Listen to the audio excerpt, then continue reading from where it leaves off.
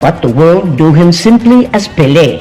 Bannabyamizannyo ab'enjawulo munsi yonna basobodde okukungubagidde okufa kwa Edison Anantes do Nascimento eyatuvuddeko olunaku olw'eggulo. Pele played for the famous Santos club in Sao Paulo at the age of 15.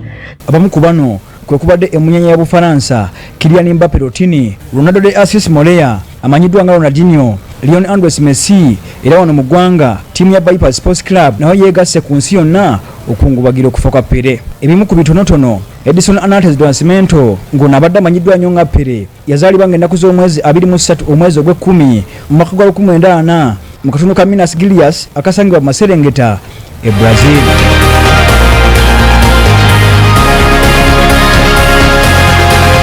Pele bwatu mu mwaka gwa 1953 ng'akyali musaayi muto yeegatta ku ttiimu ya Bauru FC e Brazil eyasobola okumubangula mu muzannyo gw'omupiira.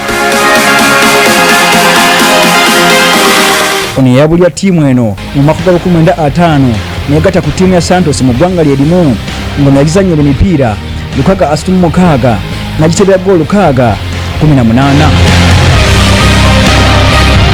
New York Cosmos ye ttiimu ey'okubiri ey'omupiira ogw'ensimbi Edison Anantes do Nascimento gye yazannyira ng'eneesangibwa mu ggwanga lya Amerika ng'era yagyegattako mu mwaka gwa 1975 paka mu mwaka gwa 1977 nga yagizannyira emipiira 64 gyokka n'agitebera ggoolo 67.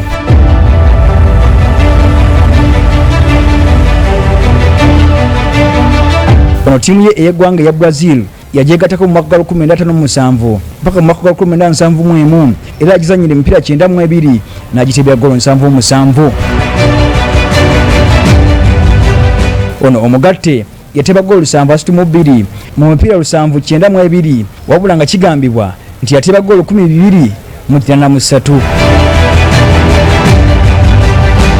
Ono ku ssaawa 12 n'obutikitiki 27 olunaku olw'eggulo yavudde mu bulamu bw'ensi era nga yafiidde mu ddwaliro Albert Einstein Hospital mu kibuga Sao Paulo e Brazil.